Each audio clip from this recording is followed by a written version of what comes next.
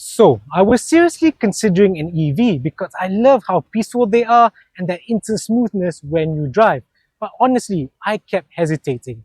Charging still feels like a chore, especially if you don't have a wall box at home, and I'm just not ready to roll the dice on resale value. Then it hit me. What if there's something out there that feels like an EV, but with none of the hassle?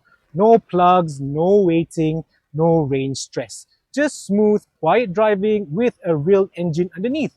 Well, say hello to the Honda CR-V EHEV RS.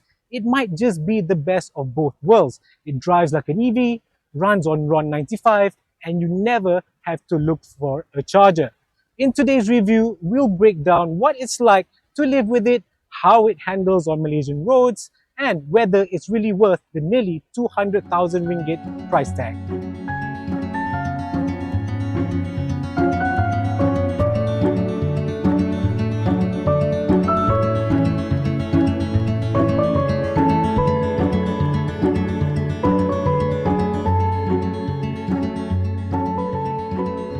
Alright, let's start with its looks. In my opinion, Honda played it safe with the new CR-V's overall design.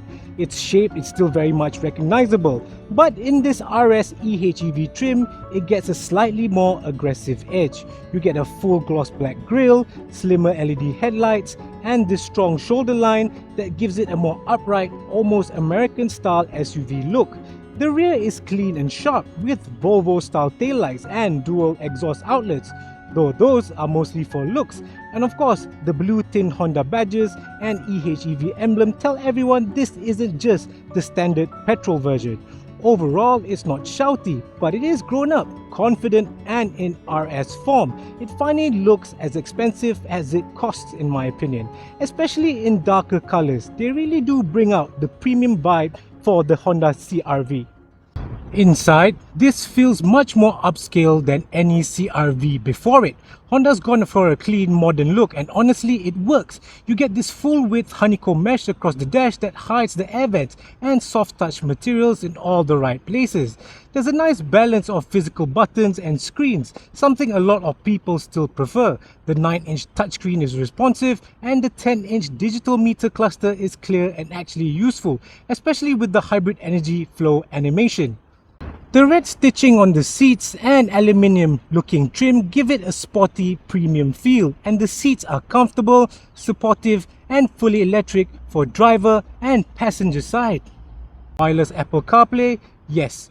Qi wireless charging, got that too. My personal favorite, the 12-speaker Bose premium audio system. You really cannot find that in the CR-V before this. There's even a connected app called Honda Connect where you can lock your car, track it, or check the battery right from your phone.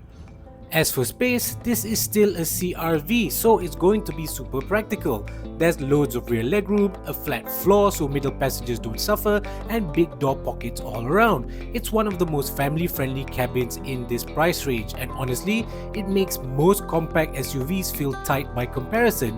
And despite housing a battery, the boot doesn't suffer. You still get over 580 liters of usable space, which means you can still fit a folded stroller, groceries from Jaya Grocer, and still have space for your mother-in-law's knickknacks. Now here's where things get interesting. The CR-V EHEV isn't like a regular hybrid.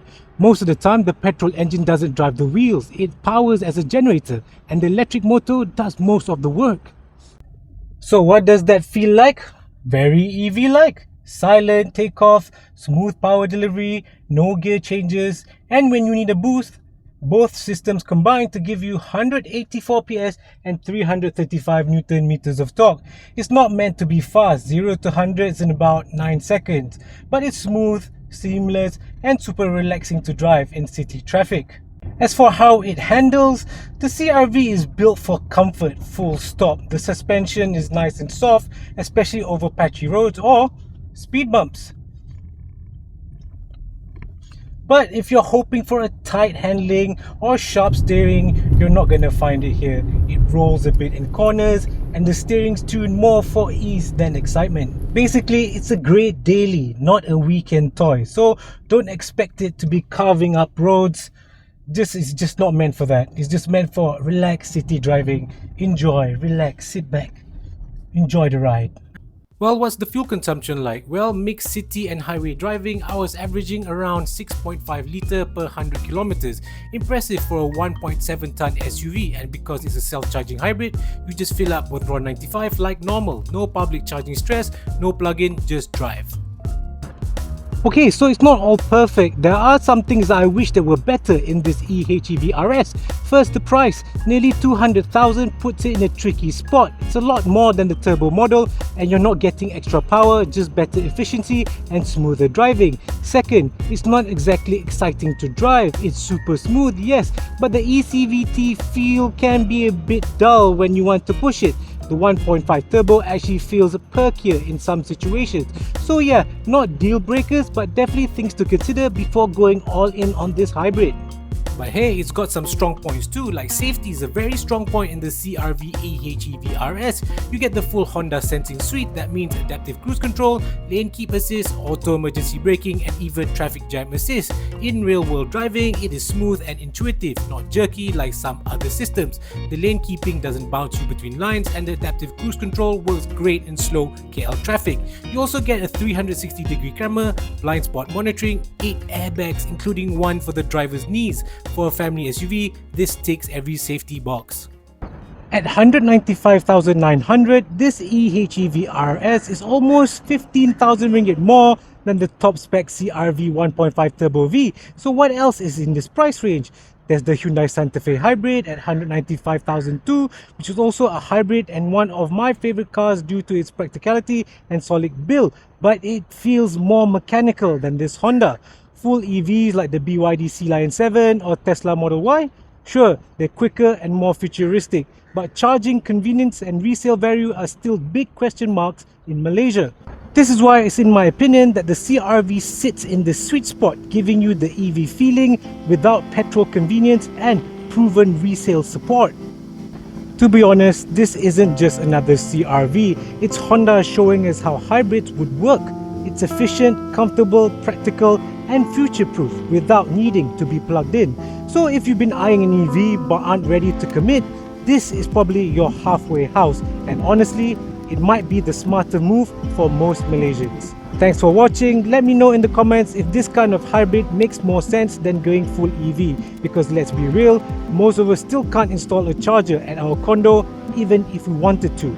Please help like, share and subscribe if you found this helpful. Till the next one, I'm Adam Aubrey. I'll see you later.